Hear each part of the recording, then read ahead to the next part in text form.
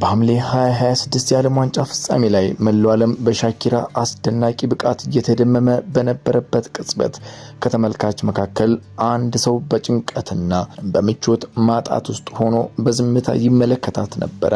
እሱም የቀድሞ ፍቅረኛዋ ጄራርድ ፒኬ ነበር። ሻኪራ በታሪክ ከፍተኛ እይታ ያገኘውን የዓለም ዋንጫ ትዕይንት ስታቀርብ ፒኬ ያለ እሱ አዲስ የዓለም አቀፍ ከፍታ ላይ ስትደርስ በአይኑ ለመመልከት ተገዶ ነበር። ነገር ግን ይህ ታሪክ እንዴት እዚህ ደረጃ ላይ ደርስ ቻለ? ሻኪራ እድሜዋ 49 ሆኖ ሳለ አሁንም እንደ 20 ዓመት ወጣት ውብ ሆና እንድትታይ ያደረጋት የውበት ሚስጥርስ ምንድነው? የፒኬ ክህደት ሻኪራን በቃኝ እንዲል ስላደረገችው የ23 ዓመቷ ክላራ ቺያማርቲ እውነተኛ ማንነት እናስመለክታችኋለን። ሻኪራ ፒኬን ስሙን ሳትጠራ ውድ ነገርን በርካሽ ስለመቀየር ባቀነቀነችው ሙዚቃ ተበሳጭቶ የወሰደው የበቀል ምላሽ ሕፃን ያስባለውንም እንመለከታለን። ዛሬ ካሜራዎች ያላሳዩንን ከዓለም ዋንጫ በስተጀርባ ያለውን የማይበገረውን የሻኪራ የድርብ ህይወት ሙሉ ዶክመንተሪ ይዘንላችሁ ቀርበናል። እስከ መጨረሻው ከሃፍ ታይም ስፖርት ጋር አብራችሁ እንድትቆዩ ስዩም ፍቃዱ በአክብሮት ጋብዛለሁ። ለቻናሉ አዲስ ሆናችሁ ሰብስክራይብ በማድረግ ቤተሰብ ሁኑ። አሁን ወደ ሙሉ ታሪኩ እንለፍ።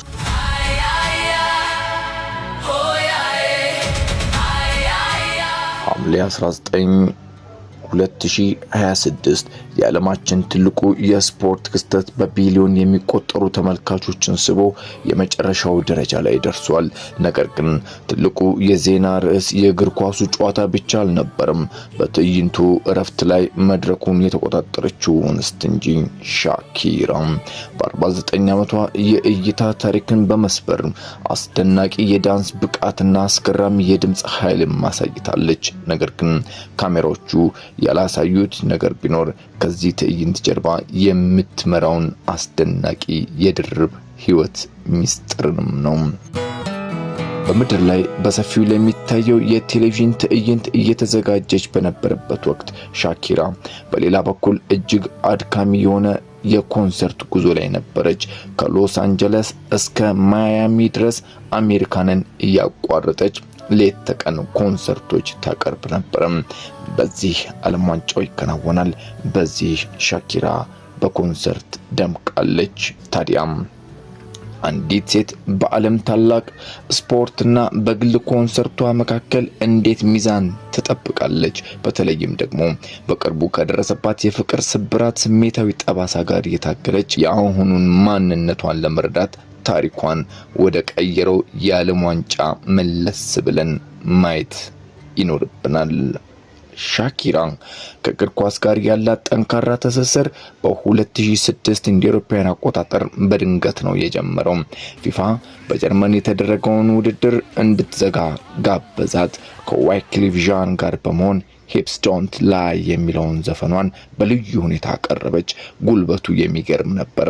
ነገር ግን ይህ ብቸኛ አፈጻጸም የመላው ህይወቷን አቅጣጫ በጸጥታ እንደሚቀይረው ማንም አላወቀውም ነበር።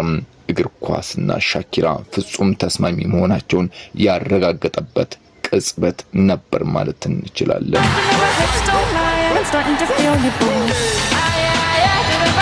ከአራት ዓመታት በኋላ እሷ ዘፈን ብቻ አላቀረበችም።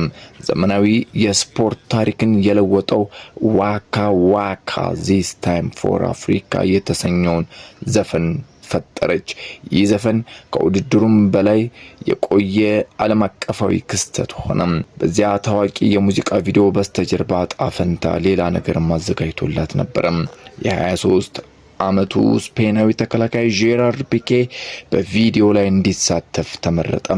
ፒኬ በደቡብ አፍሪካ ስላለው የአየር ሁኔታ መልእክት የላከላት ሲሆን እሷን እንደገና ለማየት ስፔን እስከ ፍጻሜው መድረስ እንዳለባት በድፍረት ነገራት።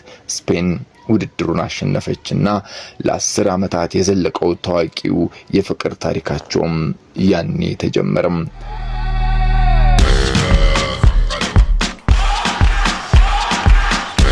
2014 በብራዚል ሻኪራ ቀድሞኑ የእግር ኳስ ንግስት ነበረችና ላ የተሰኘውን ዘፈን ስታቀርብ የማይካድ የአፍሮ ብራዚል ምት ወደ ፍጻሜው አመጣች።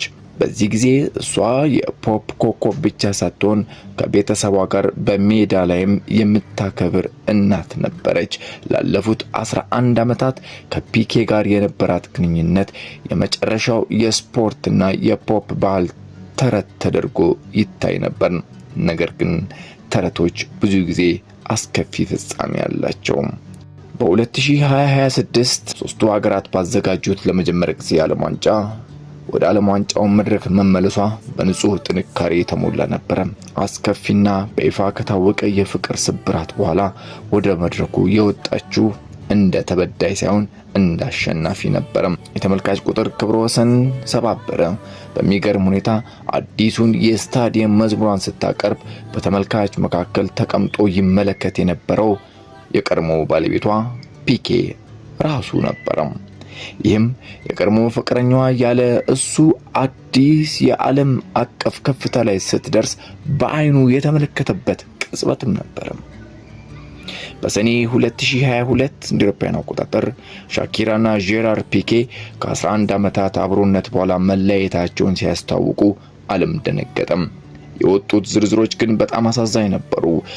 በእድሜ የገፉ አባቷን በሆስፒታል በጽኑ ታመው በነበረበት ወቅት የእሱን ክህደት እንዳወቀች የሚገልጹ ዘገባዎች ወጡ። ዓላማዋ ሙሉ ለሙሉ ተናጋም።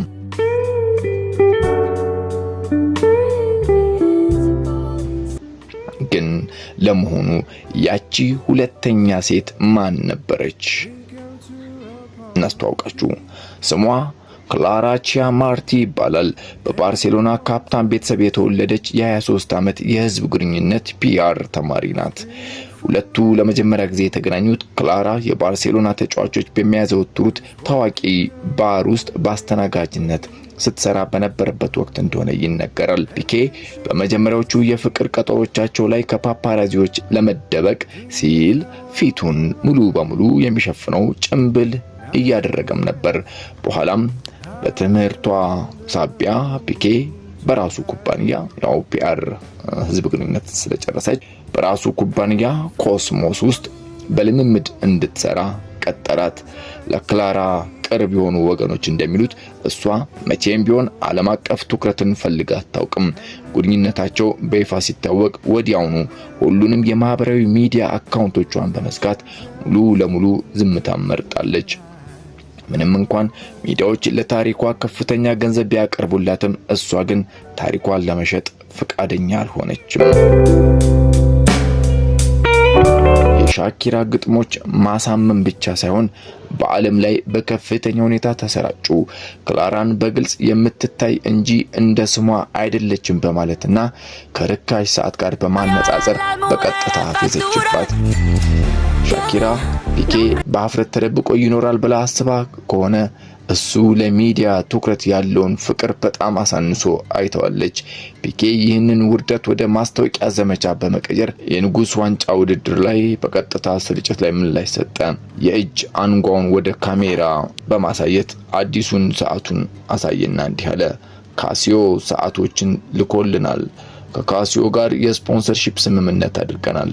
ከጎኑ የነበረው ጋዜጠኛ ለምን ብሎ ሲጠይቀው የቀድሞ ኮከብ ኩን አጉዌሮ በቀጥታ ስርጭት ላይ በሻኪራ ዘፈን ምክንያት ነው ብሎ አሾፈም። በዓለም ላይ ከፍተኛ እይታ ካገኘው የቢዝራፕ ሚውዚክ ሴሽን 53 ከተቀነጨቡ ግጥሞች መካከል አንድ ነገር አለም። ፌራሪን በትዊንጎ ሮሌክስን በካሲዮ ቀየርክ የሚል። የሻኪራ ግጥሞች ማሳመን ብቻ ሳይሆን በዓለም ላይ በከፍተኛ ሁኔታ ተሰራጩ። ክላራን በግልጽ የምትታይ እንጂ እንደ ስሟ አይደለችም በማለትም ርካሽ ከሆነ ሰዓት ጋር በማነጻጸር በቀጥታ ፈዘችባት። ነገር ግን ሻኪራ ፒኬ በሀፍረት ተደብቆ ይኖራል ብላ አስባ ከሆነ እሱ ለሚዲያ ትኩረት ያለውን ፍቅር በጣም አሳንሳ አይተዋለች። ፒኬ ይህንን ውርደት ወደ ማስታወቂያ ዘመቻ በመቀየር ለንጉስ ዋንጫ ጨዋታ ላይ በቀጥታ ስርጭት ላይ ምላሽ ሰጠም። የእጅ አንጓውን ወደ ካሜራ በማሳየት አዲሱን ሰዓት አሳየና እንዲህ አለ። ካሲዮ ሰዓቶችን ልኮልናል። ከካሲዮ ጋር የስፖንሰርሺፕ ስምምነት አድርገናል። ከጎኑ የነበረው ጋዜጠኛ ለምን ብሎ ሲጠይቀው የቀድሞ ኮከብ ኩን አጉዌሮ በቀጥታ ስርጭት ላይ በሻኪራ ዘፈን ምክንያት ነው ብሎ አፌዘም፣ ምላሽ ሰጠም። ከጥቂት ቀናት በኋላ ፒኬ በቀላሉ አልተሸነፈም።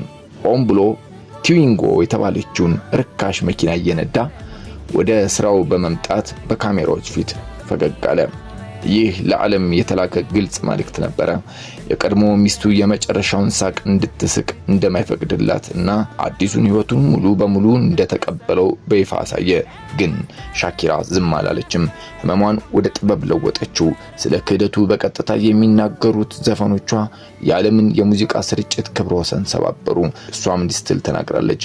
ሁል ጊዜ ደካማ ነኝ ብዬ አስብ ነበር፣ ግን ህይወት ካሰብኩት በላይ ጠንካራ መሆኔን አረጋገጠችልኝ አለች። ከባድ የልጆች አስተዳደግ ስምምነት ከተደረገ በኋላ ሻኪራ ሻንጣዋን ጠቅልላ ባርሴሎናን ትታ ከሁለቱ ወንድ ልጆቿ ጋር ከሚላንና ሳሻ ጋር አዲስ ህይወት ለመጀመር ወደ ማያሚ ተዛወረች። በቃለ መጠይቆች ላይ እናትነትን እንደ ትልቅ መታደግ ትገልጻለች። ዛሬ ሚላና ሳሻ የሷ ዋነኛ ቅድሚያ የምትሰጣቸው ጉዳዮች ናቸው።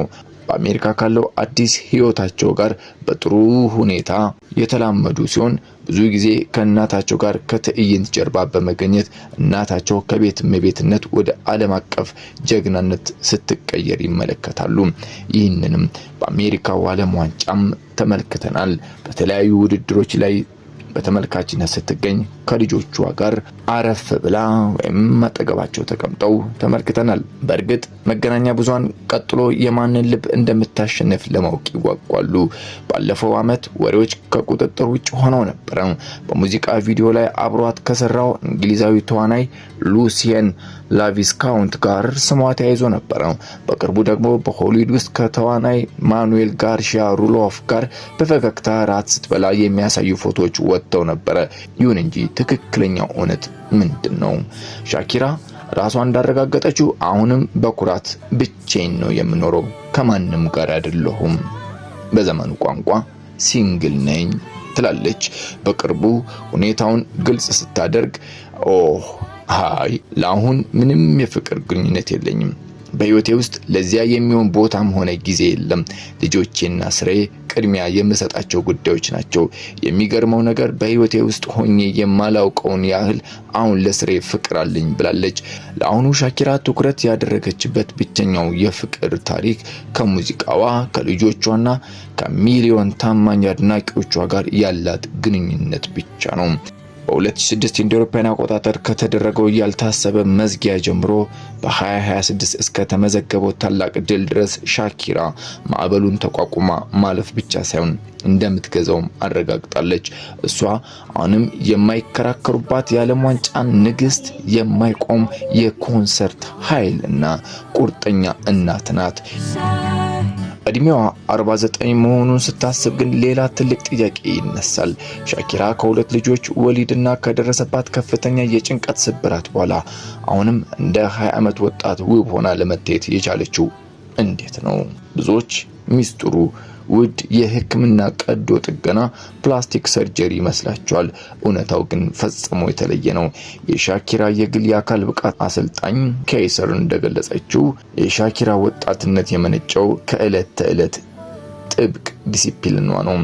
ሻኪራ በሳምንት 6 ቀን ጠዋት ከባድ የአካል ብቃት እንቅስቃሴና የዳንስ ልምምድ ታደርጋለች። ከምግብ አንጻር ስኳርና የተዘጋጁ ምግቦችን ፕሮሰስድ ፉድስ ሙሉ በሙሉ ከአመጋገቧ አስወግዳለች። ትኩስ አትክልትና አሳ እንዲሁም ንጹህ ፕሮቲን ብቻ ትመገባለች። ነገር ግን ከሁሉም በላይ ትልቁ የውበቷ ሚስጥሯ የሞባይል ስልክ እገዳ ነው። በልምምድ ወቅትና ከልጆቿ ጋር የምታሳልፈውን ጊዜ ሙሉ በሙሉ ከማህበራዊ ሚዲያ ርቃ በሰላም ታሳልፋለች። ይህ የውስጥ ሰላም፣ ጤናማ አመጋገብና የማያቋርጥ ዳንስ ነው የ49 ዓመቷን ኮከብ በዓለም ላይ ካሉ ውብ እንስቶች ተርታ በቀዳሚነት ያሰለፋት። በ2006 ከተደረገው ያልታሰበ መዝጊያ ጀምሮ በ2026 እስከ ተመዘገበው ታላቅ ድል ድረስ ሻኪራ ማዕበሉን ተቋቁማ ማለፍ ብቻ ሳይሆን እንደምትገዛውም አረጋግጣለች። እሷ አሁንም የማይከራከሩባት የዓለም ዋንጫ ንግስት፣ የማይቆም የኮንሰርት ኃይል እና ቁርጠኛ እናት ናት። ለነበረን ቆይታ ከልብ አመሰግናለሁ። ስዩም ፍቃዱ ነበርኩ። መልካም ጊዜ። ሰላም ሁኑ።